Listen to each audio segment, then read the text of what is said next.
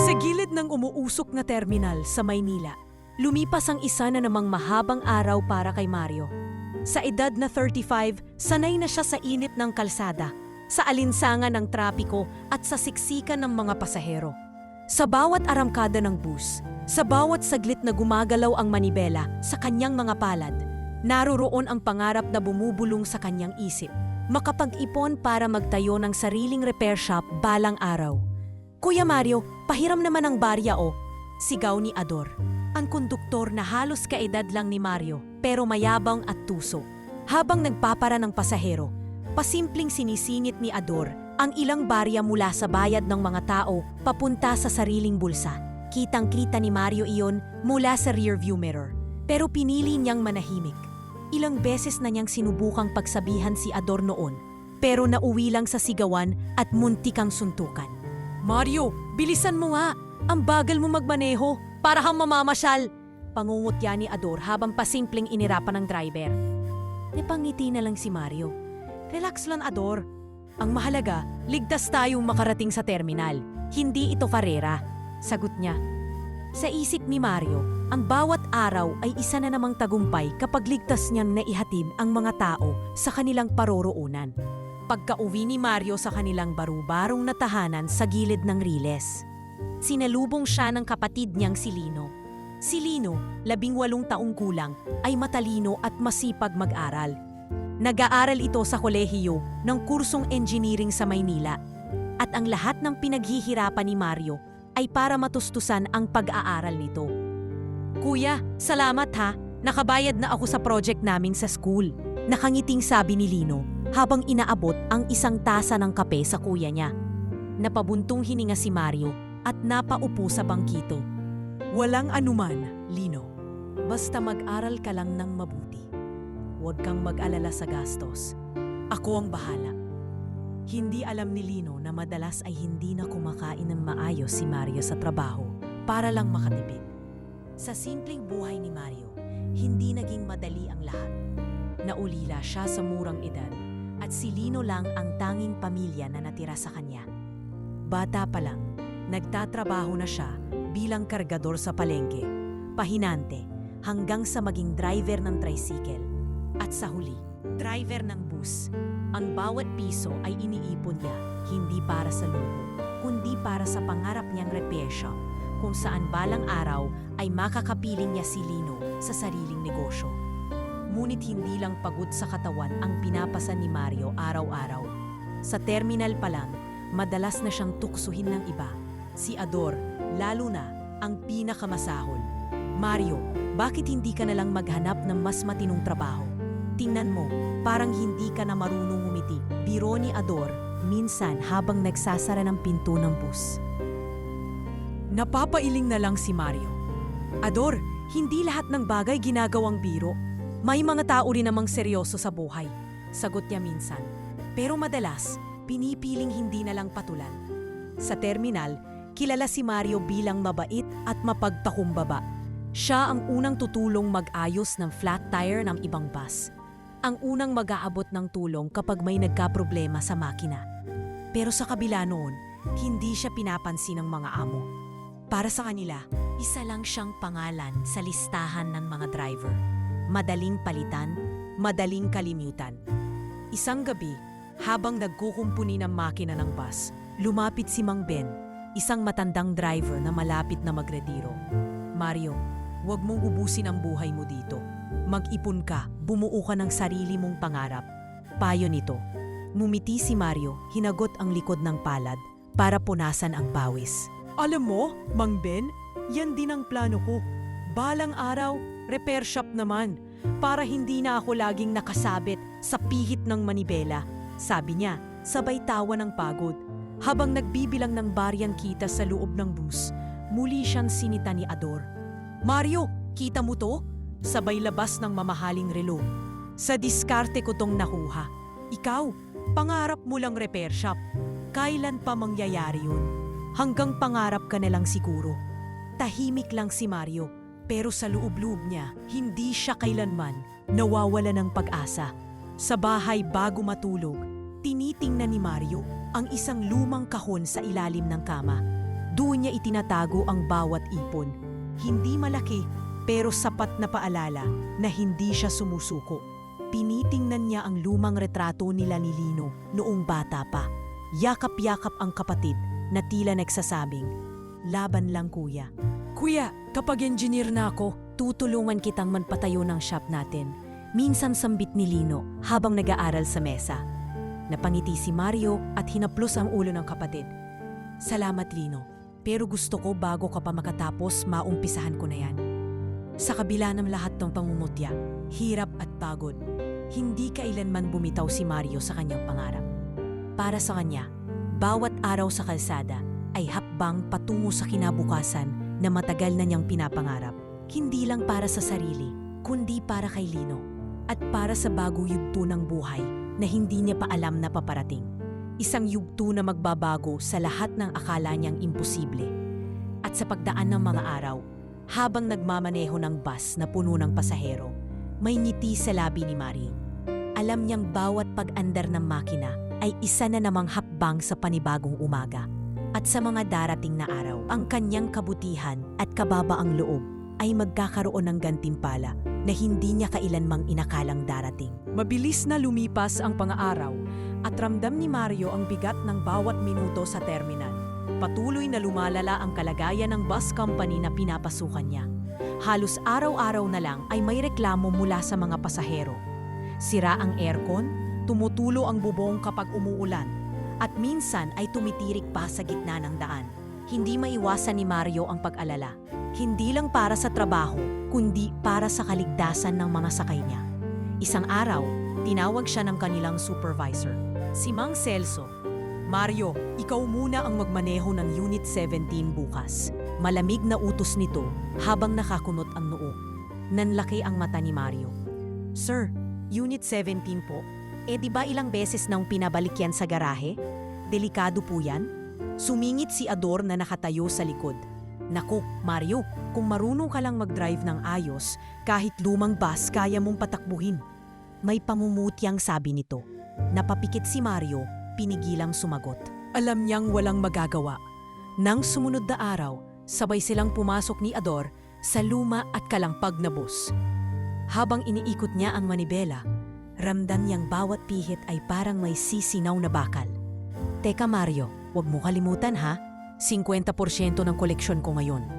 Bulong ni Ador habang nagbibilang ng pamasahe.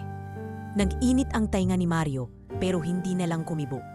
Ilang beses na niyang sinubukang magsumbong sa supervisor pero tila may kapit si Ador kaya siya pa ang napapasama. "Mario, bilisan mo naman! Naiinip na ang mga pasahero!" Sigaw ni Ador habang nagsisiksikan ang mga tao sa loob.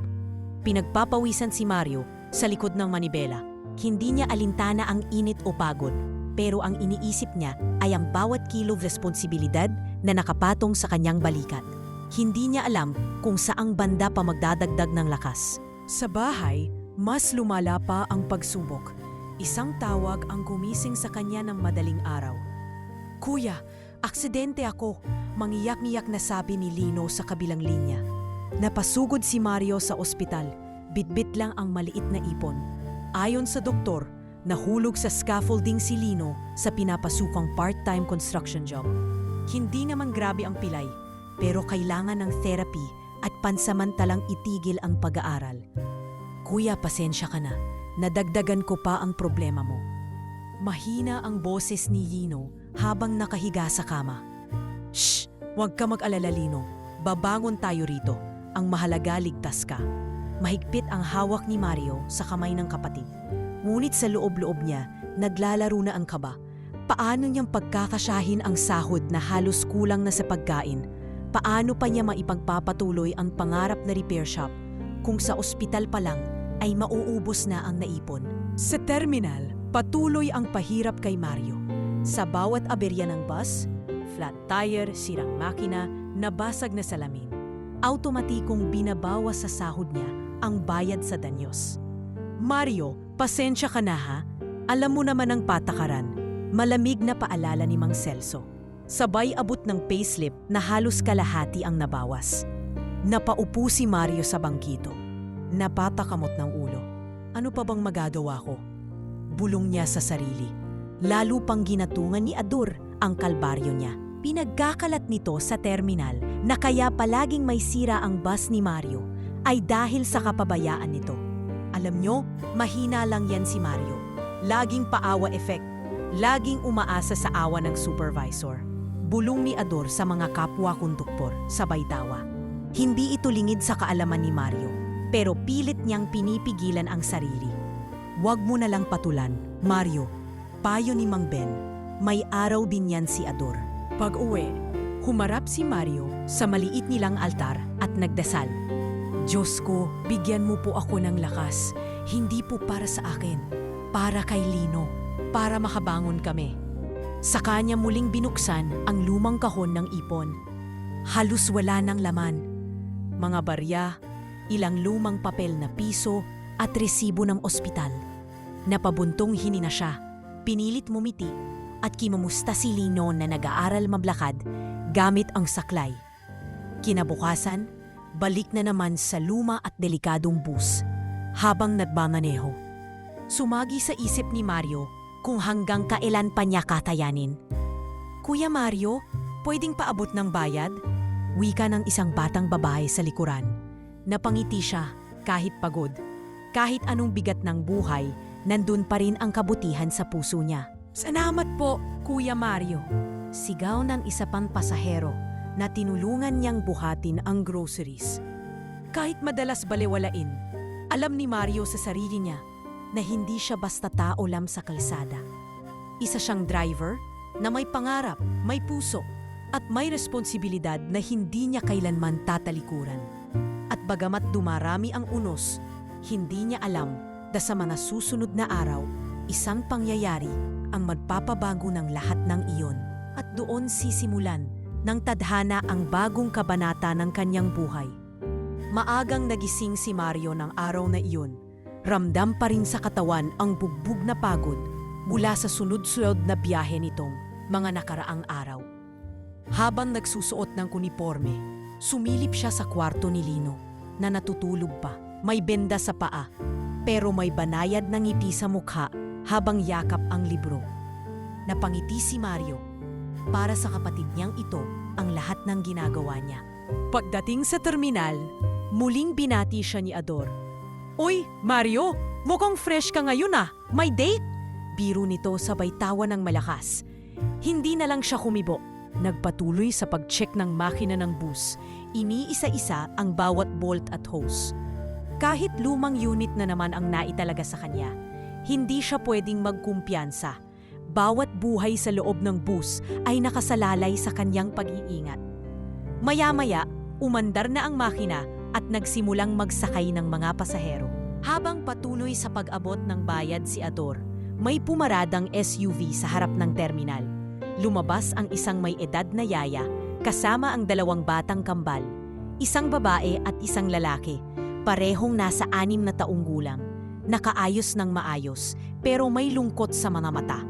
Si Ella at Ellie, ayon sa yaya, ay patungo sa isang playdate sa Taguig. Aba, batang mayaman! Bulong ni Ador sa kanya. Ngunit imbes na sumabay sa biro, mabilis nang tumaba si Mario nang makita ang yaya na hirap buhatin ang maleta at backpack ng kambal. Ma'am, ako na po dyan. Sabay kuha niya ng mga gamit. Sige lang po, doon muna kayo sa loob. Nagulat ang yaya at napangiti. Ay, salamat po kuya, ang bigat kasi eh. Sumakay na ang kambal at umupo sa unahan. Habang si Mario naman ay inayos ang mga bagahe sa likuran ng bus.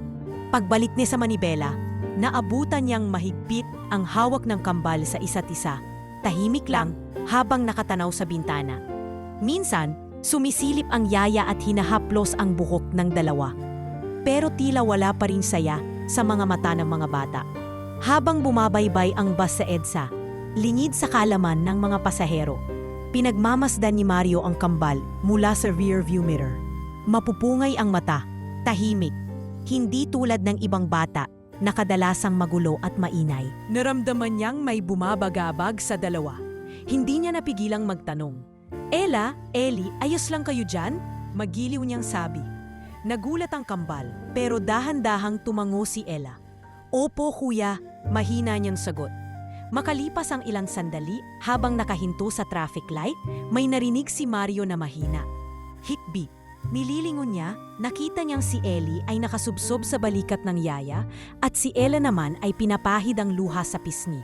Miss, okay lang po ba sila? Tanong niya sa yaya. Pasensya na po kuya, na-miss lang nila ang mami nila. Lagi po kasing wala, busy sa trabaho. Paliwanag ng yaya, may lungkot sa tinig. Tumango si Mario, unti-unting naunawaan ang pinagdadaanan ng mga bata. Maya-maya pa, bumalik siya sa pagmamaneho. Pero hindi mapigilan ang sarili na sumulyap muli.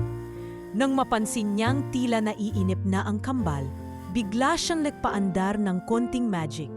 Nagpatugtog ng lumang musika sa radyo, sabay kindat sa salamin. Mga bata, alam niyo ba tong kantang to? Biro niya. Natawa ng kaunti si Ella, habang si Ellie ay sumulyap at bahagyang ngumiti. Nagpatuloy si Mario. Nagkwento ng ilang nakakatawang karanasan sa biyahe. Unti-unting lumuwag ang loob ng kambal at di nagtagal, nagpasalamat ang mga bata. Kuya Mario, salamat ha, bulong ni Ella habang bumababa. Salamat po, dagdag ni Ellie, sabay kindat. Walang anuman mga bata. Ingat kayo ha, masayang tugon ni Mario. Sa isip niya, kakaibang saya ang naramdaman niya sa simpleng pagpapangiti sa kanila, kahit ilang minuto lang. Habang pinagmamasdan niyang paalis ang SUV na sumundo sa kanila, napangiti si Mario. Hindi niya alam na ang kambal na iyon ay anak pala ni Amanda Villarica, isa sa pinakamayamang negosyante sa bansa. Sa pagkakataong iyon, wala siyang kaalam-alam na ang maliit na kabutihang ipinakita niya ay magsisimula ng isang pag-ikot ng tadhana na magbabago sa kanyang simpleng buhay. Sa terminal, kinagabihan, hindi pa rin mapigilan ni Ador ang pangungutya. Uy, Mario, baka naman naging instant yaya ka na ha? Sayang, hindi mo man lang naalalang hingan ng tip. Sabay halakhak. Ngunit imbes na magalit, tumawa lang si Mario. Ador, hindi lahat ng tulong may kapalit. Sagot niya sabay lakad palayo. Sa ilalim ng ilaw ng terminal, habang nag-aayos ng upuan para sa susunod na biyahe, naramdaman ni Mario ang kaunting pagaan sa kanyang puso. Kahit pagod at problemado, ang nakapagbigay ng kaunting saya sa iba ay tila sapat na gantimpala para sa kanya. At sa gabing iyon, habang nakaupo sa bangkito sa labas ng terminal, tumingala si Mario sa langit. Nag-iisip. Hindi niya alam kung bakit tumatak sa kanya ang kambal. Pero may kutob siyang hindi iyon ang huli nilang pagkikita. Sa buhay na puno ng pagod at sakripisyo, minsan, sapat na ang ngiti ng dalawang bata para muling maniwala sa kabutihan ng mundo. Ang hindi niya alam, nagsisimula pa lang ang isang kwentong hindi niya kailanmang inakalang magiging bahagi siya. Mainit na hapong iyon sa EDSA at gaya ng inaasahan, mabagal ang daloy ng trapiko. Sa loob ng bus ni Mario, nagsisiksikan ang mga pasahero, mga estudyante, empleyado, matanda, at sa pinakaharap, nakaupo ang kambal na sina Ella at Ellie, kasama ang kanilang yaya. Kahit pagod mula sa maghapong biyahe, pinilit ni Mario na maging alerto. Alam niyang hindi basta biro ang magmaneho ng bus, lalo na't alam niyang ang makina nito ay may topak at ilang beses na niya itong ipinagbigay alam sa supervisor. Pero paulit-ulit na lang sinasabi sa kanya, tiis muna Mario. Habang binabaybay nila ang expressway, may naramdaman siyang kakaiba. Parang nanginginig ang manibela at sumisingaw ang amoy ng nasusunog na goma. Napakunot ang noo ni Mario. Pinakiramdaman ang bawat tunog. Ador, may naaamoy ka ba? Tanong niya sa konduktor na abala sa paniningil. Nako, baka ikaw lang yan Mario. Huwag kang praning dyan, sagot ni Ador. Sabay tawa. Pero ilang minuto lang ang lumipas. Biglang sumiklab ang apoy mula sa ilalim ng upuan sa bandang likuran ng bus. Ay! Sunog! Sunog! Sigaw ng isang pasahero. Nagpanik ang lahat. Nagmamadaling tumayo ang mga tao. Nagtutulakan, may mga umiiyak na bata at ang iba'y nagsisigaw sa takot. Tumindig si Mario mula sa upuan. Nagmamadaling luminon. Sa kabila ng kaguluhan, pinilit niyang manatiling kalmado. Kalma lang po, kalma lang. Lumapit po sa harap, isa-isa po tayong bababa. Sigaw niya habang mabilis na binuksan ang pinto ng bus. Nang una niyang tiningnan, nakita niya agad ang yaya. Halos wala na sa sarili sa sobrang takot. Yakap-yakap sina Ella at Ellie na parehong umiiyak. Nilapitan niya ang mga ito. Pinigilang magpanik. "Miss, ibigay niyo po sa akin ang mga bata. Ilalabas ko sila," sabi niya sa yaya.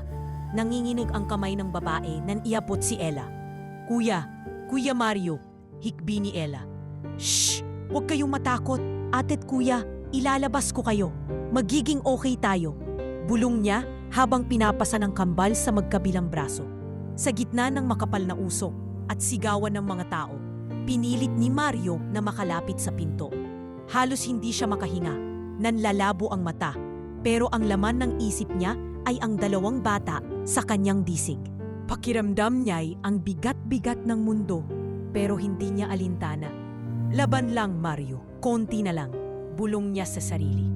Sa labas, naghihiyawan na ang mga tao. May ilang pasaherong nakalabas na at tumutulong sa iba. Biglang nagtili ang mga tao nang umalab palalo ang apoy sa likod ng bus. "Mario! Mario, dali!" sigaw ni Ador mula sa labas. Kawa ang pintuan. Ramdam ni Mario ang init na sumisiklab sa kanyang braso at balikat. Napapikit siya sandali sa sakit. Pero mariing kinagat ang labi at nagsumikap hanggang sa makalabas. Nang maramdaman niyang tumama sa malamig na hangin ng balat, saka lang siya nakahina ng maluwag. "Mga bata, Diyos ko ang mga anak!" Umiiyak ang yaya, agad na inagaw ang kambal mula sa mga bisig ni Mario. Salamat pong," hikbi ng babae. Si Ella at Ellie, parehong nanginginig, ay yumakap sa kanya bago pa man sila hilahin papalayo.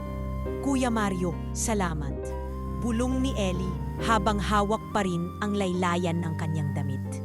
Habang hawak ang kanyang paso sa braso, napaupo si Mario sa bangketa. Ramdam niya ang hapdi, pero higit sa lahat, ang lungkot at takot na naramdaman niya ay napalitan ng ginhawa. Lahat ng pasahero ay ligtas. Wala siyang iniwan, wala siyang pinabayaan. Ilan saglit pa, dumating na ang mga bombero at ambulansya. Tinulungan ang mga sugatan at pinaypayan ang mga natataranta. Nilapitan siya ng isang nurse. Tiningnan ang paso niya. "Kuya, kailangan mo sa ospital," wika nito, pero umiling lang si Mario. "Mamaya na po, marami pa pong kailangang tulungan," samot niya habang pinipilit bumangon. "Mario, grabe ka. Munti ka nang mamatay doon," bulong ni Ador na tila ngayon lang natauhan. Hindi makatingin ng diretso si Ador kay Mario. Para bang unang beses niyang nakita ang tapang at kabutihan ng matagal na niyang minamaliit na katrabaho. "Grabe ka, Mario. Hindi ka lang pala basta driver," dugtong pa nito. Lumapit ang ilan sa mga pasahero.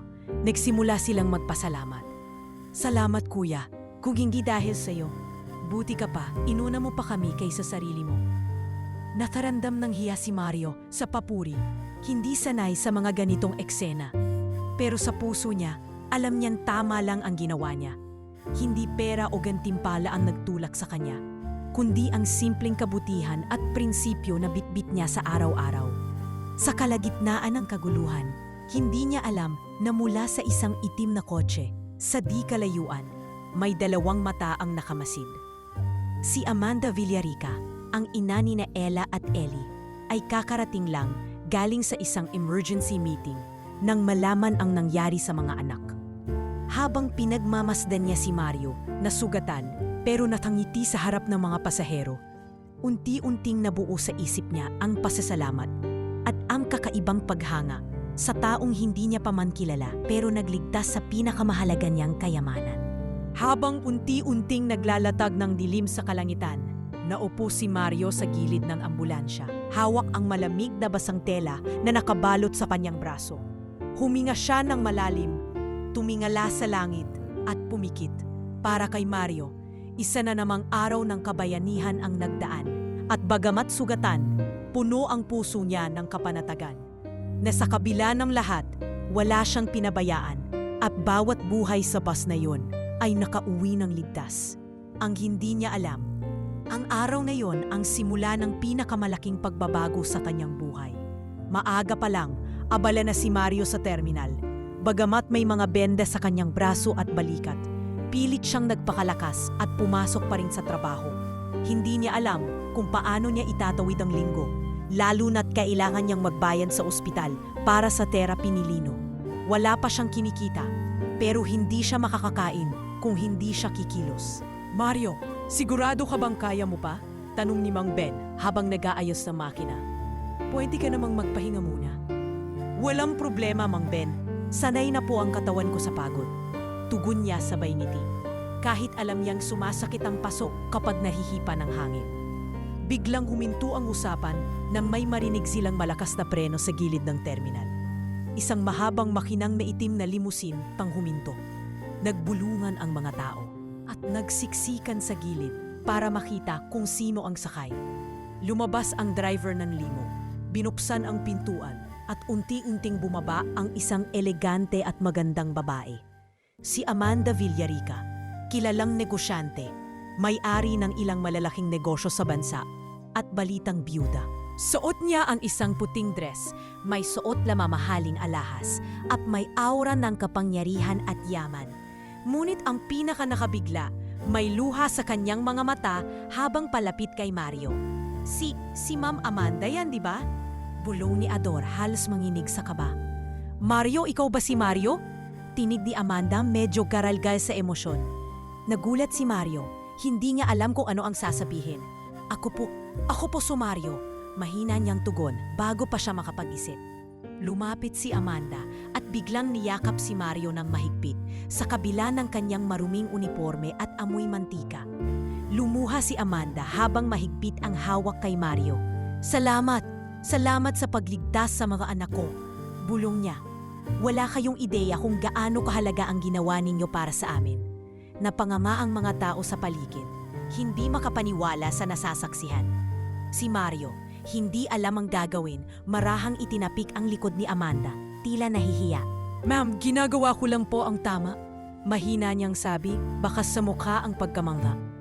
Hindi lang tama, Mario. Kabayanihan yon. Sagot ni Amanda, pilit pinapahid ang luha. Matapos ang ilang sandali, muling nagsalita si Amanda. Mario, maaari ba kitang anyayahan na sumama sa amin sa lunch?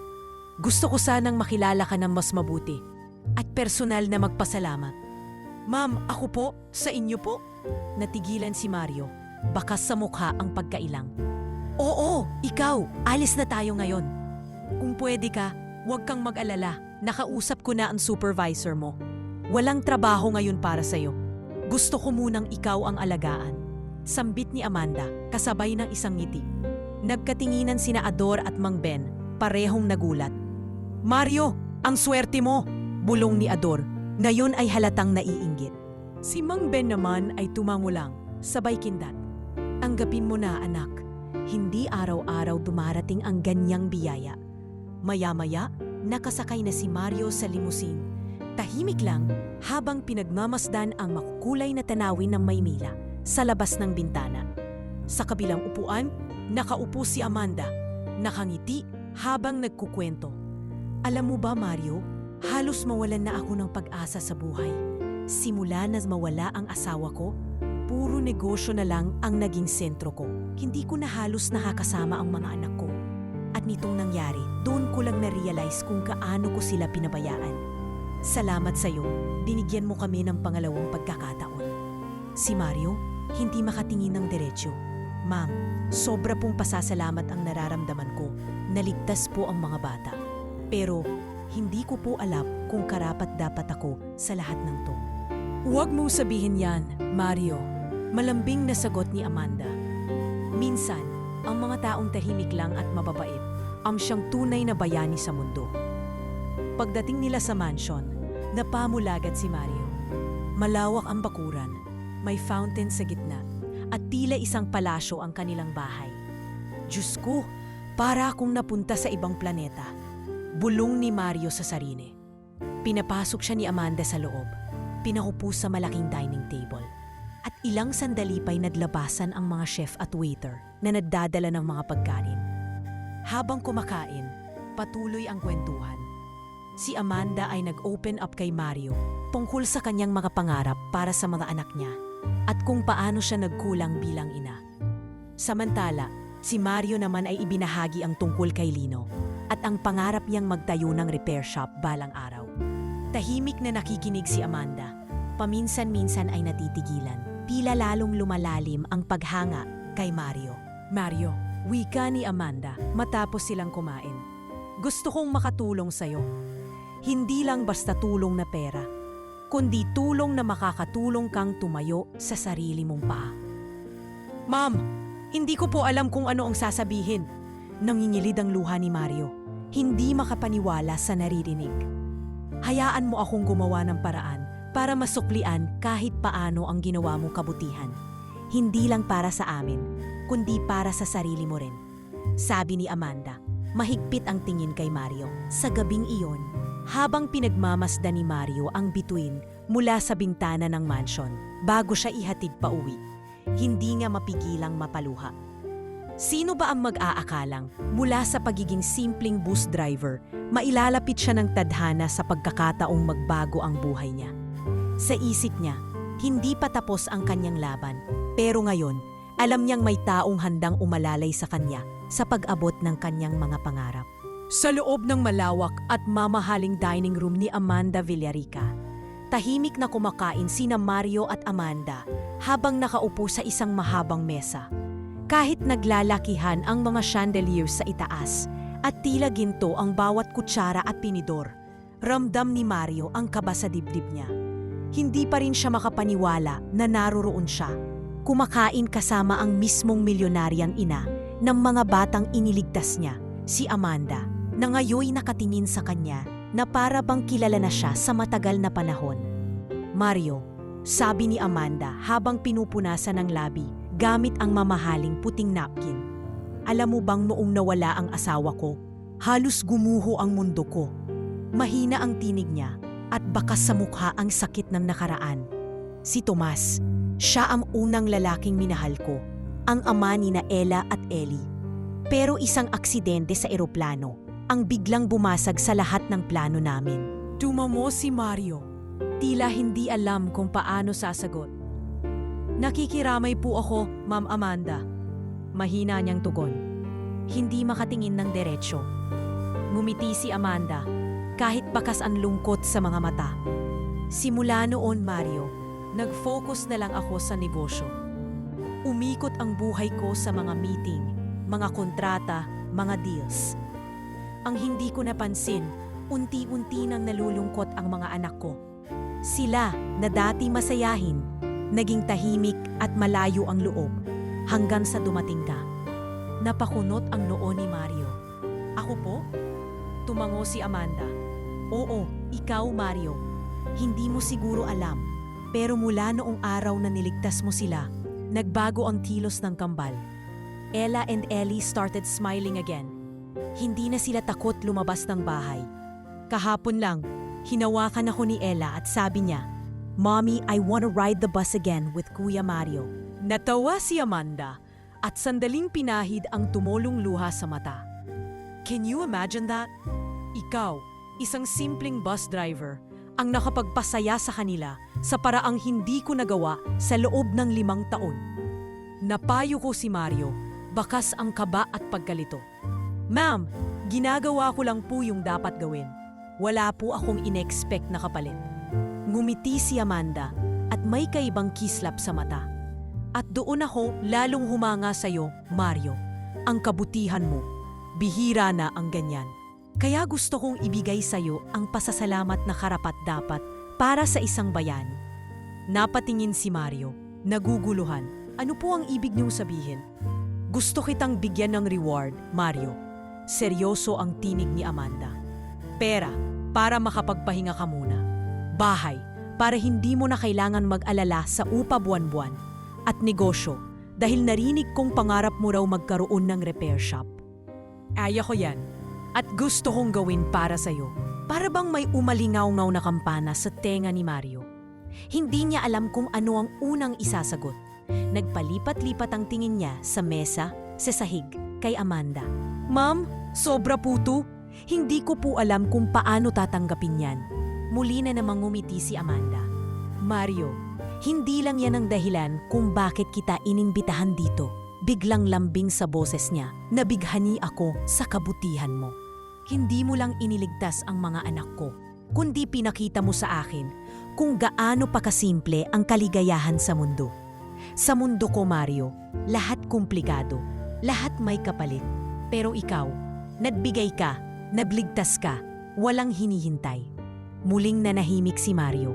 Ramdam niyang naninginig ang mga daliri niya habang hawak ang baso ng tubig. Ma'am, Amanda, hindi ko po alam anong sasabihin ko, bulong niya. Naglakad si Amanda papalapit. Iniabot ang kamay niya sa mesa at nagbiro. Simple lang, Mario. Sumama ka sa akin sa isang date. Hindi bilang milyonarya, hindi bilang boss, kundi bilang Amanda lang. Bilang babae na humahanga sa lalaking matapat at may busilak na puso. Nalaglag halos ni Mario ang hawak na tinidor sa bulat. Ha? Ako po sa date? Umubo-ubo siya at namula ang tisni. Ma'am, baka naman po hindi bagay. Tumawa si Amanda, malambing at magaan. Maalam mo bang sa tagal ko sa mundong ito, sanay na akong pumili ng mga taong totoo. At sa mga nakita ko, ikaw ang pinakatotoo. Lumapit siya, hawak ang braso ni Mario na may benda at marahang pinisil. So ano, coffee tayo bukas. Sa ilang segundong lumipas, naghalo sa isip ni Mario ang kaba, tuwa at pagkailang. Pero sa huli, napangiti siya at tumango. Sige po Amanda, coffee tayo bukas. Sa gabing iyon, habang ihinahatid ng driver ng Villarica Mansion si Mario pauwi, nakasandal lang siya sa bintana ng sasakyan, nakangiti. Hindi siya makapaniwala na ang simpleng pagtulong niya ay nagbukas ng pinto, hindi lang sa bagong pag-asa para sa sarili niya at kay Lino, kundi pati na rin sa kakaibang koneksyon sa isang tao na kailanman ay hindi niya inakalang mapapalapit sa kanya. Sa ilalim ng mga bituin, ramdam niyang may bagong simula ang naghihintay. At para kay Mario, iyon ay higit pa sa pangarap. Hindi nagtagal matapos ang inuman ng kape nila Amanda at Mario, kumalat na sa social media ang balita ng kabayanihan ni Mario. Halos bawat news outlet at online page ay may parehong headline. Milyonaryang ina, niligtas ng mahirap na driver ang kambal. May mga larawan pa siyang kasamang nakangiti, sina Ella at Ellie. At sa isang shot, makikita si Amanda na nakahawak sa braso ni Mario habang lumalabas sila ng isang mamahaling restaurant. Sa umpisa, natuwa si Mario. Sino ba naman ang hindi? Isang simpleng bus driver lang siya noon. Ngayon, laman siya ng balita. Pero hindi nagtagal, nagsimulang dumami ang maiingay na opinyon. Sa social media, may mga taong bumilib sa kanya. Saludo kay Kuya Mario. Mabuhay ang mga bayani sa lansangan. Pero hindi rin nawala ang mga mapanlait. Gold digger driver? Mukhang sinuswerte? O kaya'y ayan na inaakyat na ang langit? Tumating pa sa puntong mismong pamilya ni Amanda ang nagsimulang magtanong-tanong. Isang gabi, habang nasa dinner sila ni Amanda, nagring ang cellphone ng babae. Mom, you sure about this? He's, well, not like us. Sabi ng kapatid ni Amanda sa kabilang linya. Sa isang event naman, bumulong ang isa sa business partners ni Amanda habang nakasmirk. Amanda, sure ka ba dyan? Baka naman drama lang yan. Tinatawanan lang ito ni Amanda sa harap ng tao. Pero kapag nag-uusap sila ni Mario, ramdam ng lalaki ang bigat. Kaya mo pa ba, Mario? Tanong ni Amanda isang gabi habang nagkakape sila sa veranda ng mansion.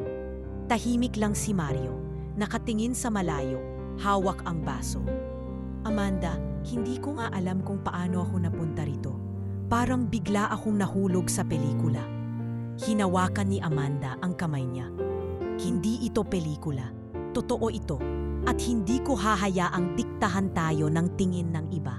Pero sa terminal, iba ang nangyayari. Lalong tuminde ang panguuyam ni Ador. Uy Mario, kumusta naman ang milyonarya mo? Kailan mo kami ililibre sa mamahaling restaurant ha? Tawanan ang ibang konduktor. Pinitiis na lang ni Mario. pilit pinapakalma ang sarili. Pero isang araw, nasapawan na talaga ang galit niya nang habulin siya ni Ador habang nag-aayos ng makina. Alam mo Mario, kaya mo lang naman nakuha si Amanda kasi nagpaawa ka, sinwerte ka lang. Singhal ni Ador.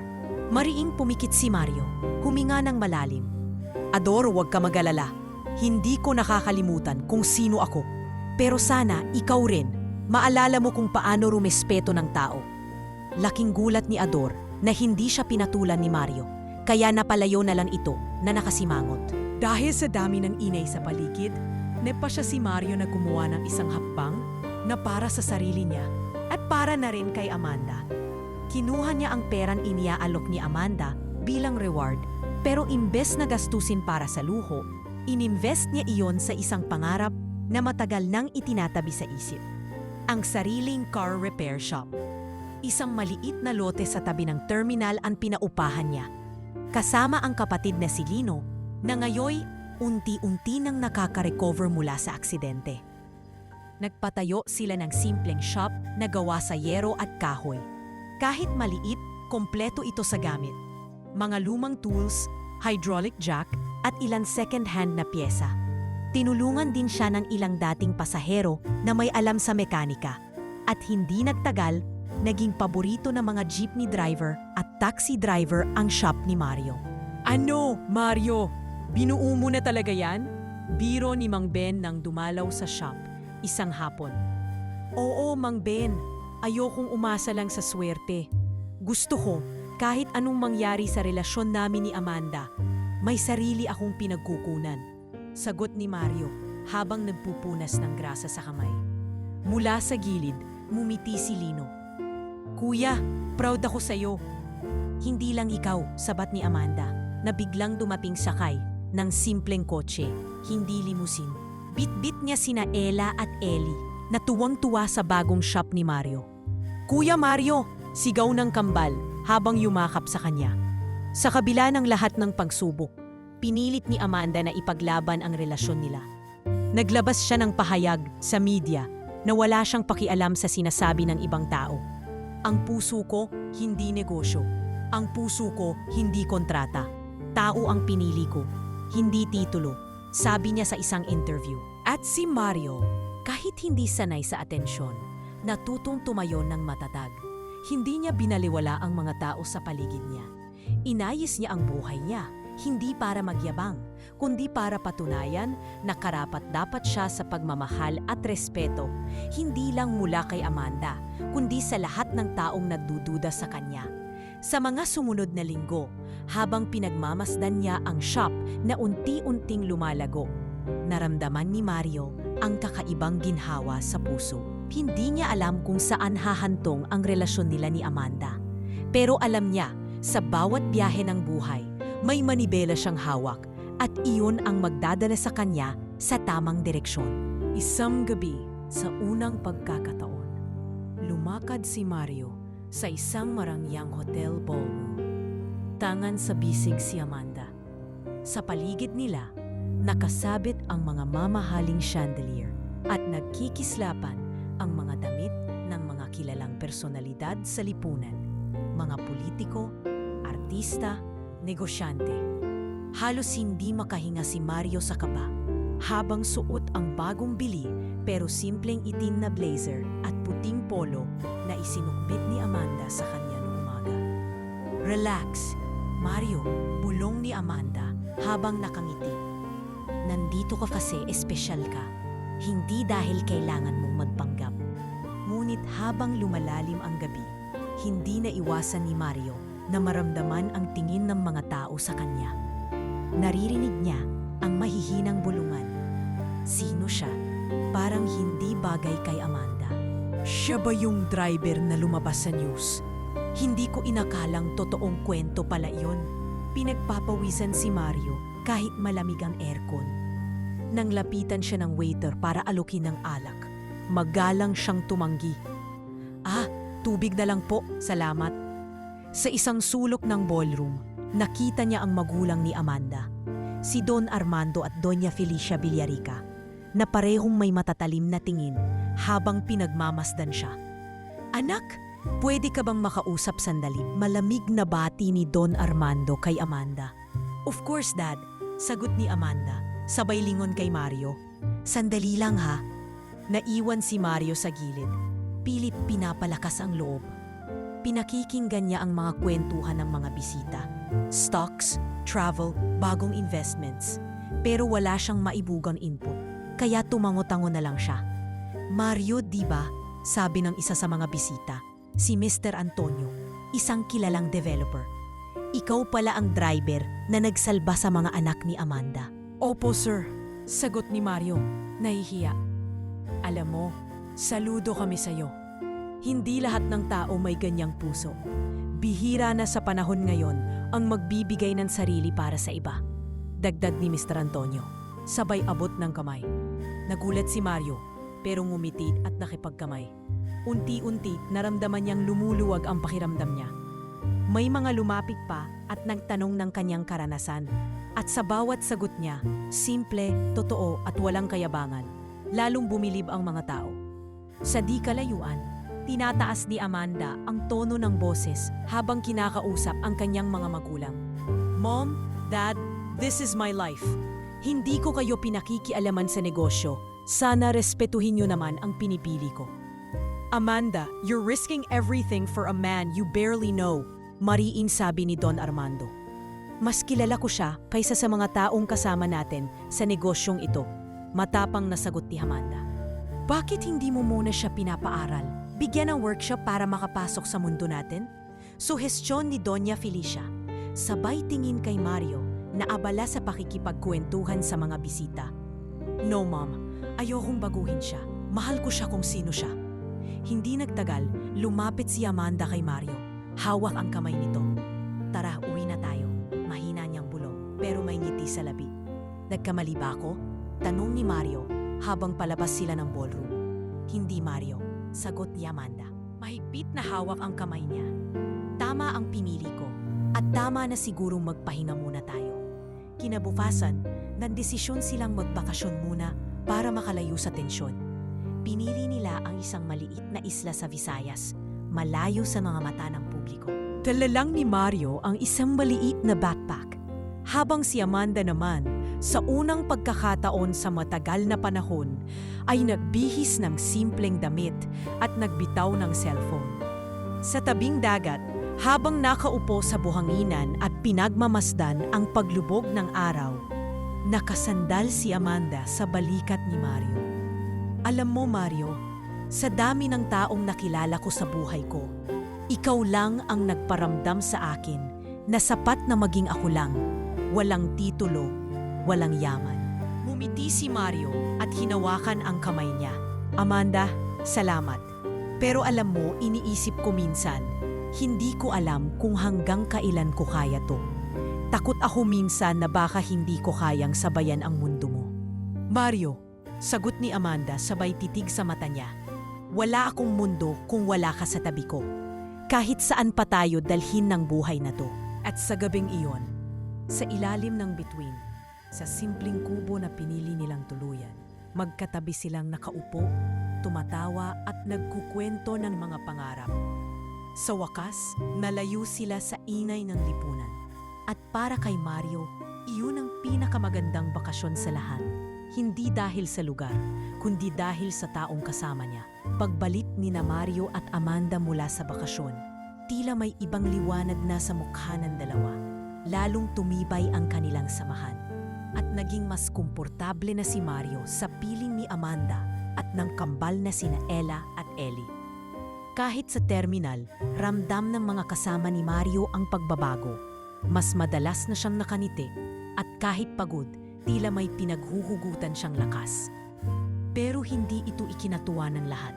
Si Ador, na dati nang naiinggit kay Mario, lalong sumiklab ang galit. Aba, tingnan mo yan. Bumalik na ang bida ng bayan. Akala mo naman kung sino na. Sarkastikong sabi ni Ador habang nagbibilang ng pamasahe. Lumingon si Mario. Ngumiti lang at nagpatuloy sa pag-aayos ng makina ng bus.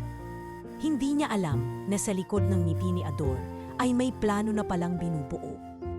Isang gabing medyo madilim, at halos wala ng tao sa terminal. Naglalakad pa uwi si Mario. Matapos magbilang ng kita, biglang lumitaw mula sa madilim na sulok ang tatlong lalaking nakatakip ang mukha. Kilala niya agad ang boses ng isa.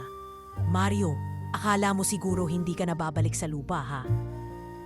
Singhal ni Ador bago siya tuluyang binigyan ng malakas na sapak sa mukha. Bago pa makapanlaban si Mario, naramdaman niyang sabay-sabay nang umulan ng suntok at sipa sa katawan niya. Ador, tama na. Bakit kailangan pa nito? Bulong ni Mario habang tumudugo ang labi. Para matuto ka. Para malaman mong hindi ka nababagay sa mundo ng mga Villarica. Sagot ni Ador, sabay sipa sa tagiliran niya. Pagkatapos ng ilang minuto, iniwan nilang duguan si Mario sa gilid ng terminal. Isang janitor ang nakakita sa kanya at dali-daling tumawag ng ambulansya. Hindi nagtagal, dumating si Amanda. Halos hindi makahinga sa pag-aalala, kasama ang kambal. Sa ospital, hawak ni Amanda ang kamay ni Mario habang nakahiga ito, may benda sa ulo at pasa sa muka. Mario, Diyos ko, bakit mo pinapayagan ang sarili mong masaktan ng ganito? Nangingilid ang luha ni Amanda. Mahinang ngumiti si Mario. Pilit binibiro ang sitwasyon. Sabi ko naman sa'yo, Amanda, matibay ako pero siguro hindi na ako makakatakbo bukas ng umaga. Sabay kindat. Kahit halos namimilipit sa sakit. Hindi na tama to, Mario. Hindi ko napapayagan na lagi kang nasa panganib. Seryosong sabi ni Amanda. Pinabayaan ka ng kumpanya mo at pananagutan nila to. Kinabukasan, nag-file ng demanda si Amanda laban sa bus company dahil sa kapabayaan, hindi lang sa kaligtasan ng mga pasahero, kundi pati ng kanilang empleyado. Nagulat ang kumpanya. Hindi nila inasahan na makikialam ang isang Villarica. Naging headline ito sa balita. Amanda Villarica nagdemanda laban sa bus company para sa driver. Makalipas ang ilang linggo, nagkaroon ng aregluhan. Pinatawag si Mario ng manager ng kumpanya. Mario, gusto naming ayusin to. Alam naming may pagkukulang kami. Bibigyan ka namin ng bagong posisyon bilang safety officer. Hindi mo na kailangang magmaneho, pero tutulong ka sa pag-check ng mga bus para ligtas ang biyahe. Hindi makapaniwala si Mario. Talaga po? Safety officer ako? Walang ibang mas karapat dapat, Mario. Ikaw ang may pinakamaraming malasakit sa kumpanya. Pagka-uwi ni Mario galing opisina, sinalubong siya ni Amanda at ng kambal. Kuya Mario! Sigaw ni Ellie, sabay yakap sa hita niya. Si Ella, bitbit ang maliit na buke ng bulaklak, inabot iyon kay Mario. Para sa'yo, Kuya Mario, kasi ikaw ang hero namin. Lumuhod si Mario, niyakap ang kambal at tumingin kay Amanda. Hindi ko alam kung anong kabutihan ang nagawa ko sa buhay para makilala ko kayo, sabi niya at sabay silang nagtawanan. Hindi mo kailangang mag-isip ng ganyan, Mario. Lambing ni Amanda. Mahal ka namin kung sino ka. Mula noon, lalong lumapit ang loob ng kambal kay Mario. Halos araw-araw ay nasa bahay ng Villarica si Mario tuwing tapos na ang trabaho. Naglalaro sa hardin kasama sina Ella at Ellie. Nagtuturo ng simpleng larong kalye. O minsan ay nagtuturo kay Ellie ng pag-ikot ng gulong sa maliit na bisikleta. Si Amanda naman, madalas nakaupo lang sa balkonahe. Pinagmamasdan silang naglalaro habang may banayad ng itik sa labi. Minsang gabi, habang nasa veranda, tumabi si Amanda kay Mario at mahinang nagsalita. Alam mo ba, Mario, kung gaano ka namin kamahal? Hindi ka lang naging parte ng buhay namin. Naging sentro ka na. Hindi ko pa rin alam kung paano ko kayo napasaya, Amanda. Sagot ni Mario habang pinagmamasdan ang mga bituin. Simple lang, sabi ni Amanda, sabay hawak sa kamay niya. Naging totoo ka. At sa mundong puno ng kasinungalingan, yan ang pinakabihirang regalo. Sa gabing iyon, ramdam ni Mario na sa wakas, kahit anong gulo ang pinagdaanan niya, may lugar na siyang matatawag na tahanan. Hindi dahil sa yaman o sa posisyon, kundi dahil sa pagmamahal na kusang ibinigay ng mga taong ni minsan ay hindi niya pinangarap na mapalapit. Sa puso niya, alam niyang nagsisimula pa lang ang pinakamagandang yugto ng kanyang buhay. Isang gabi, sa malawak at tahimik na veranda ng mansyon ng mga Villarica, nagtipon sina Amanda, Mario at ang kambal para sa simpleng hapunan. Nagpapatakbo ng maliit na grill si Mario. Inipihit ang iniihaw na bangus habang si Amanda naman ay naghihiwa ng mga prutas sa mesa. Ang kambal na sina Ella at Ellie ay abala sa paglalagay ng maliit na bulaklak sa kanilang mga buhok at tainga. Palipat-lipat sa pagbibiro at pagtawa. "Kuya Mario, tingnan mo, ang ganda ko ba?" Sigaw ni Ella habang pinapakita ang kanyang ginupit na bulaklak na isinuot sa tainga. "Oo naman, Ella, mas maganda ka pa sa bulaklak," biro ni Mario habang inaayos ang apoy sa grill. Si Ellie naman ay tumakbo kay Amanda at yumatap. "Mommy, can we eat na? Gutom na ako." Tumawa si Amanda at hinaplos ang ulo ng anak. "Konting hintay, anak. Si Kuya Mario lang ang hinihintay natin." Pagkatapos ng ilang sandali, naupo na sila sa hapag. Tahimik na nagsimula ang hapunan. Ngunit napansin ni Mario ang kakaibang lungkot at kaba sa mga mata ni Amanda. Tumingin ito sa kanya at saglit na ngumiti. "Mario," nagsimula si Amanda habang hawak ang isang maliit na kahon. "Sa lahat ng nangyari sa buhay ko, hindi ko inakalang darating ka." Nagkatinginan ng kambal. Tila may hinala na sa mangyayari. "Amanda?" tanong ni Mario. Kita sa boses niya ang pagtataka. Tumayo si Amanda, lumapit kay Mario, at sa harap ng mga anak, binuksan ang maliit na kahon. Nandoon ang isang simpleng singsing na may maliit na brilyante. "Mario, hindi ko alam kung anong ginawa ko sa mundo para magkakilala tayo. Pero ang alam ko lang, hindi ko na kayang wala ka sa buhay namin. Will you marry me?" Mahina ngunit malinaw na sabi ni Amanda, nangingilid ang luha. Natulala si Mario. Nanigas siya sa kinauupuan, pilit pinipigilan ang mangiyak. Amanda, Diyos ko, hindi ko po alam." Nanginginig ang tinig niya. Napayuko siya, pinahid ang mata, at hindi na napigilan mapahikbi. "Napakabilis po ng lahat. Pero Amanda, ikaw ang pinakamagandang nangyari sa buhay ko." Oo, Amanda, papakasal ako sa'yo." Tumayo si Mario at mahigpit na niyakap si Amanda. Sabay sa lubong ng palakpak mula kina Ella at Ellie. "Yay! We're getting married!" Sigaw ng kambal, sabay talon sa upuan. Sa kalagitnaan ng halakhakan, hinawakan ni Mario ang pangakamay ni Amanda. "Amanda, pero sana maintindihan mo. Gusto ko pa rin magtrabaho. Gusto ko kahit paano may sarili akong pinagkukunan. Hindi ko kayang umasa lang sa yaman ninyo." Tumango si Amanda. Ngiting-ngiti. "Yan ang nagustuhan ko sa'yo, Mario. Hindi ka kailanmang sumuko sa prinsipyo mo." Sa mga sumunod na linggo, naging abala ang buong pamilya sa paghahanda ng kasal. Kahit na milyonarya si Amanda, sinigurado niyang simple at totoo ang selebrasyon. Pinili nilang gawin ito sa isang maliit na simbahan sa probinsya, malapit sa pinagmulan ni Mario. Ang mga taga-terminal, kapitbahay, kaibigan at mga taong naging parte ng buhay ni Mario at Amanda ay inimbitahan. Isang araw, habang nagsusukat ng damit para sa kasal, nilapitan ni Ellie si Mario. "Kuya Mario, can I be your ring bearer?" Tumawa si Mario at hinaplos ang ulo ng bata. "Siyempre naman, ikaw lang ang napitisil ko para dyan." Si Ella naman ay lumapit kay Amanda. "Mommy, can I be the flower girl?"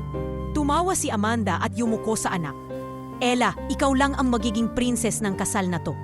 Dumating ang araw ng kasal.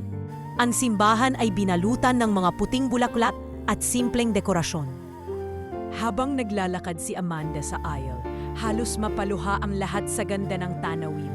Hindi dahil sa magagarbong damit, kundi dahil sa kabuuan ng eksena. Ang pagmamahala na nag-uugat sa kabutihan at sakripisyo. Si Mario, suot ang simpleng barong, ay nakatayo sa altar. Hindi mapigil ang luhang unti-unting tumulo sa kanyang pisngi, habang pinagmamasdan ang paglapit ni Amanda. Sa harap, masayang pinamunuan ng kambal ang entourage. Si Ella, may hawak na basket ng bulaklak. Walang tigil sa pagngiti, habang sinasabuyan ng petals ang aisle. Si Ellie naman, buong giting na naglakad papunta sa altar. Dala ang singsing. Nagtatawanan ang mga tao habang pinagmamasdan ang dalawa, lalo na nang biglang lumapit si Ellie kay Mario at sabihing, "Kuya Mario, after this, you'll be my daddy, right?" Tumango si Mario. Pilit pinitigil ang hikbi. "Oo, Ellie. Simula ngayon, ako ang magiging kuya at daddy mo." Sa sandaling iyon, walang nakapaalala sa yaman, sa estado sa lipunan o sa mga balakid na dinaanan nila. Ang tanging naroon ay dalawang pusong pinagtagpo ng tadhana, pinagbuklod ng kabutihan at pagmamahalan, at dalawang munting anghel na nagbigay kulay sa buhay nilang dalawa. Habang binibigkas ni Mario ang kanyang mga sumpa, huminga siya ng malalim, ramdam sa bawat salita ang kabuuan ng kanyang pag-ibig. "Amanda, hindi man ako perpekto, hindi man ako galing sa marangyang mundo, pero ipapangako ko sa harap ng Diyos at ng lahat na iingatan kita at ang mga anak natin habang ako'y nabubuhay." Pagkatapos ng seremonya, nagtipon ng lahat sa isang simpleng salo-salo. Kumanta si Mang Ben ng kanyang paboritong kundiman. Sumayaw ang mga bata sa gitna ng liwasan, at si Ador, na sa huli nagpakumbaba at humini ng tawad kay Mario, ay tumulong maghatid ng pagkain sa mga bisita. Habang nakaupo sina Mario at Amanda sa lilim ng isang puno, pinagmamasdan ang nagaganap. Mahigpit nilang hawak ang kamay ng isa't isa. "Hindi ko akalain, Amanda. Mahina pero puno ng saya ang tinig ni Mario." "Ako rin, Mario," sagot ni Amanda, sabay sandal sa balikat niya. "Pero minsan, ang mga bagay na hindi mo inaasahan, yun ang pinakamagagandang biyaya." Sa gabing iyon, habang pinagmamasdan ang mga bituin, nagpasalamat si Mario sa langit. Hindi lang dahil sa babaeng pinakasalan niya, kundi dahil sa pagkakataong pinatunayan ng buhay na ang kabutihan, kahit sa maliit na paraan, ay may gantimpalang higit pa sa anumang kayamanang pinapangarap niya noon. Sa isang maganda at malamig na hapon, sa isang maliit pero napaka-eleganteng garden sa tabi ng mansyon ng mga Villarica, ikinasal sina Mario at Amanda. Ang lugar ay binalutan ng puting bulaklak, banayad na mga ilaw, at mga puting kurtina na hinahampas ng mahinang hangin. Simple ang lahat, pero bawat detalye ay may lalim at puso. Walang sobrang enggrande, walang eksaherasyon, pero dama ng lahat ang tunay na pagmamahalan. Habang dumarating ang mga bisita, napansin ni Mario ang ilan sa mga dati niyang kasamahan sa terminal. Sina Mang Ben, ilang mga konduktor, at maging ang mga pasaherong dati niyang sinasakay araw-araw. May mga VIPs din na dumalo, mga kaibigan ni Amanda sa negosyo na nagulat noon sa kanilang relasyon. Pero ngayon ay buong galang na silang bumabati kay Mario. "Mario, ang gwapo mo naman," biro ni Mang Ben habang nakasuot ng simpleng barong. "Hindi ko akalaing makikita kitang ganito kasaya." Napatawa si Mario. "Mang Ben, ni sa panaginip hindi ko naisip na mangyayari to." "Deserve mo, anak. Deserve mo," sagot ni Mang Ben, sabay tapik sa balikat niya. Sa gilid ng altar, nakatayo sina Ella at Ellie na parehong nakasuot ng maliit na white suit at dress. Si Ella ang flower girl, habang si Ellie ang ring bearer. Tuwing tititig si Mario sa kambal, naiiyak siya sa tuwa. Mga batang dati pasahero lang, ngayon ay anak na ang turing niya. Nang magsimula na ang seremonya, dahan-dahang naglakad si Amanda sa aisle. Suot ang isang simpleng gown na puti na tila perpekto para sa kanya. Walang marangyang alahas, walang nakakasilaw na korona. Si Amanda ay Amanda lang, ang babaeng minahal ni Mario. Habang lumalapit siya, ramdam ng lahat ang tensyon at emosyon. Si Mario halos hindi makahinga at paulit-ulit na pinupunasan ang mata habang pinagmamasdan siya. "Grabe, para akong nananabinip," mahina niyang bulong habang pinagmamasdan si Amanda. Si Amanda naman, mumingiti at maluha-luha rin. "Mario, ito na yon. Tayo na to." Pagkatapos ng vows, pinayagan si Mario na magsalita sa harap ng lahat. Hinugot niya ang maliit na papel sa bulsa, pero sa huli, isinara na lang niya ito at nagsalita ng taos-puso. "Sa lahat ng narito ngayon, salamat. Salamat sa pagtanggap niyo sa akin. Mula sa terminal, sa kalsada, hanggang sa trabahong minahal ko, hanggang sa mga taong naging kaibigan ko, hanggang sa pamilyang ito. Lahat kayo naging parte ng paglalakbay ko. Amanda, salamat sa pagtitiwala. Ella at Ellie, salamat kasi pinili niyong mahalin si Kuya Mario, kahit hindi ako perpekto. Mahal na mahal ko kayo. Tumayo si Ella, hinila si Ellie, at magkahawak kamay silang lumapit sa mikropono. Kuya Mario, nagsimula si Ella, nangingilid ang luha. Salamat po kasi pinaligaya mo si Mommy. Salamat kasi lagi mo kaming pinapasaya. You're our super dad. Si Ellie naman, bagamat medyo nahihiya, ay yumakap na lang sa baywang ni Mario. I love you, Kuya Mario. Sabay tawa ng mga tao sa kilig. Hindi na napigilan ni Mario ang luhang dumaloy sa pisngi niya. Yumuko siya at niyakap ang kambal ng mahigpit. Matapos ang seremonya, nagsimula ang unting salo-salo sa ilalim ng mga parol at fairy lights. Kumanta si Mang Ben ng kanyang paboritong kundiman, habang sina Ador at ibang kasamahan sa terminal ay nagtutulungan sa paghahatid ng pagkain. Ang dating mainit na tensyon sa terminal ay napalitan na ng pagtawa at pagbati. Lumapit si Amanda kay Mario habang pinagmamasdan ang sayawan ng mga bata. Mario, alam mo ba? Minsan naiisip ko, paano kung hindi sumakay sina Ella at Ellie sa bus mo nun? Ngumiti si Mario at hinawakan ang kamay ni Amanda. Amanda, siguro hindi ko maipapaliwanag. Pero naniniwala akong tinadhana tayo. Hindi aksidente yon. Bawat nangyari, may dahilan. Salamat, Mario. Bulong ni Amanda habang sumasandal sa dibdib niya. Pinuno mo ang buhay namin ng kulay. Sa dulo ng gabi, habang nagkakasiyahan pa rin ang mga tao, umupo sina Mario at Amanda sa isang bangko sa tabi ng hardin. Tahimik lang silang nagmasid. Mario, sabi ni Amanda, handa ka na bang bumuo ng bagong pamilya kasama kami? Tumingin si Mario sa mga bituin sa langit, saka muling tiningnan si Amanda.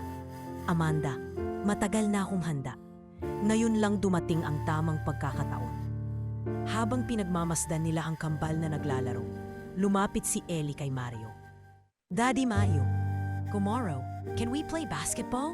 Tanong ng bata. Of course, Eli, anytime. Sabay ngiti ni Mario habang inaabot ang kamay ng bata. Si Ella naman ay sumandal kay Amanda.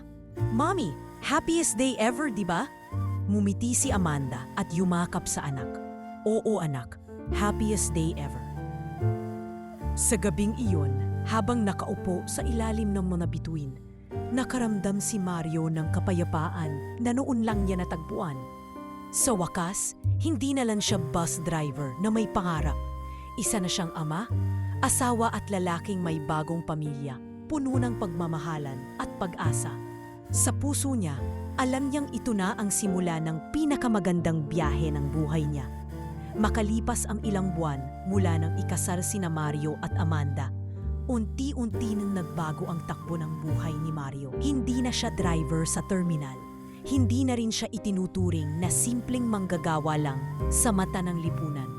Pero sa kabila ng mga pagbabago, nanatiling matatag si Mario sa kanyang prinsipyo. Ayaw niyang umasa lang sa yaman ni Amanda. Kaya't nang inalok siya ng puhunan para magpalago ng repair shop, tinanggap niya ito, ngunit may kondisyon. Siya mismo ang magpapatakbo, mula sa pagpapatayo hanggang sa pamamalakad. Isang araw, habang nakatayo si Mario sa harap ng kanyang bagong bukas na car repair shop, napangiti siya. Simple pero maayos ang gusali. May malinis na signage na nakasulat, Mario's Auto Care. May 3 working bays, ilang empleyadong mekaniko, at isang maliit na waiting area na may libreng kape at palamig para sa mga customer. Lumapit si Amanda, hawak si Ellie sa isang kamay at si Ella naman ay nakasabit sa braso niya. Mario, tingnan mo to. Dati pangarap lang yan, ngayon totoo na, sabi ni Amanda habang hinahaplos ang braso ng asawa. Ngumiti si Mario at hinawakan ang kamay ni Amanda. Salamat sa tiwala mo, Amanda. Pero tandaan mo, kahit sa shop na to, hindi ako boss. Ako lang ang unang nagtatrabaho, kuling umuuwi. Hindi naman yan ang nakikita ko, biro ni Amanda. Nakikita ko, ikaw ang puso ng lugar na to. Hindi naglaon, naging hands-on si Mario bilang stepdad kay Ella at Ellie. Tuwing Sabado ng umaga, makikita siyang naglalakad kasama ang kambal sa parke.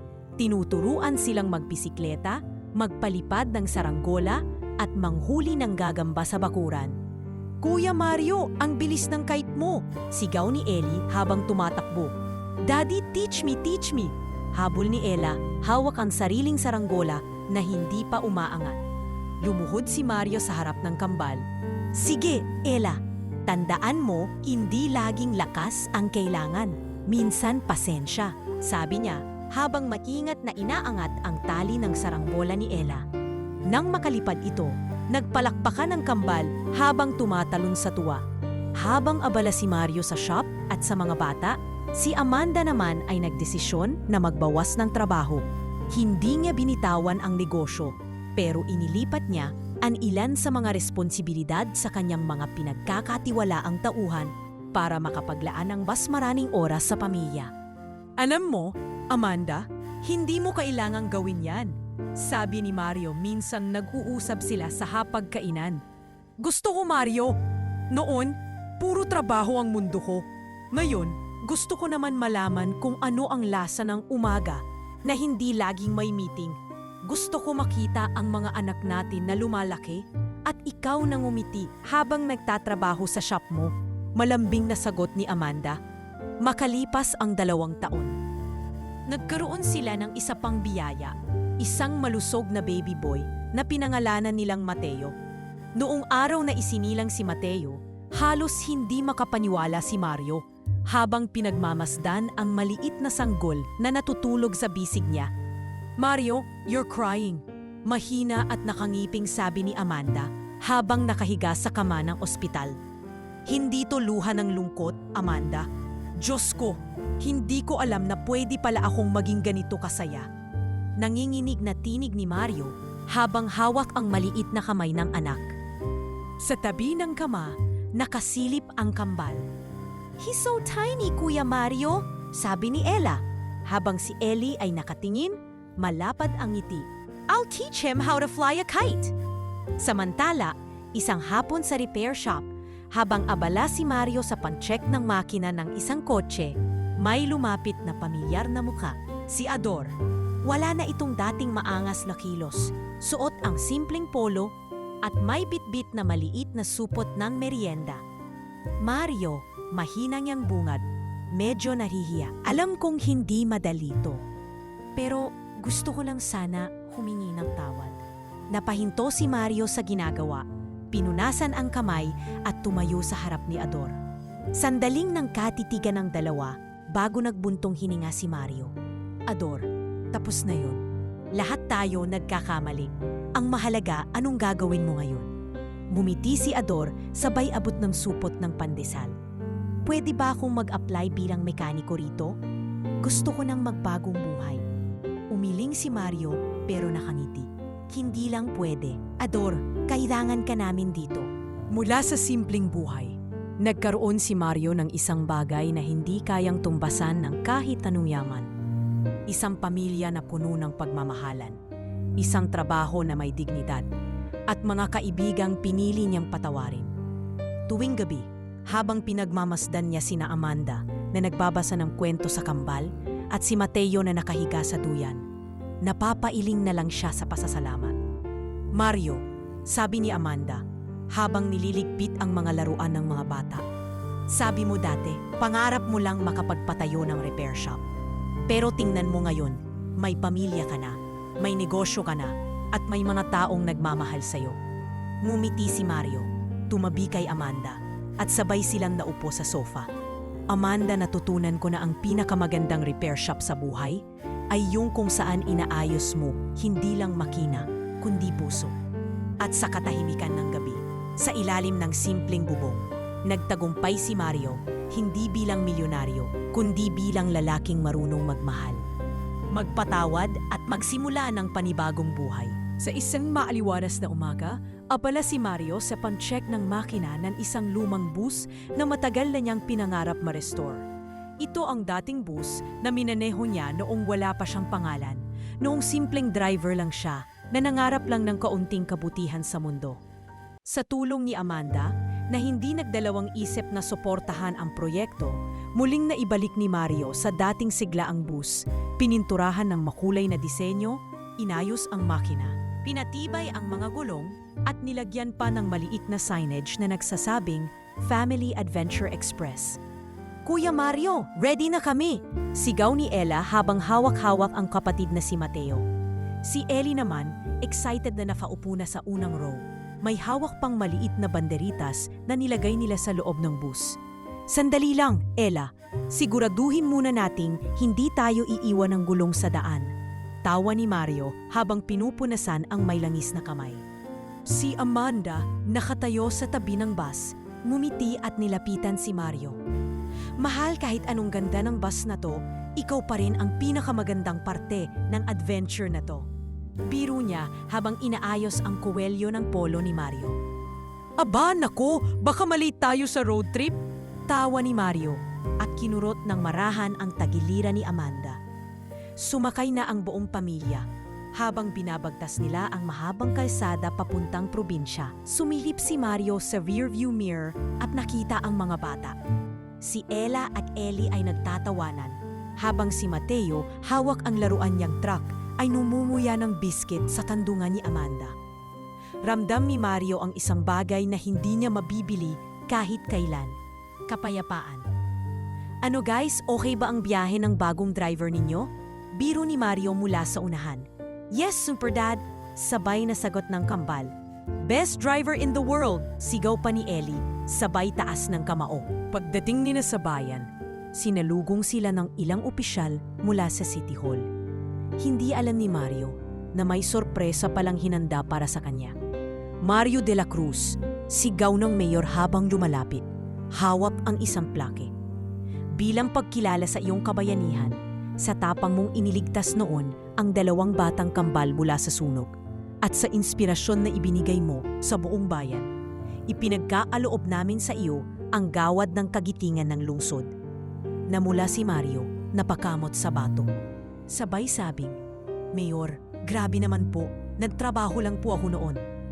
Mumiti ang mayor, sabay tapik sa balikat niya. Mario, ang tunay na bayani hindi kailangang magpakitang gilas, basta may puso. Habang papauwi, tahimik ang kambal sa likuran.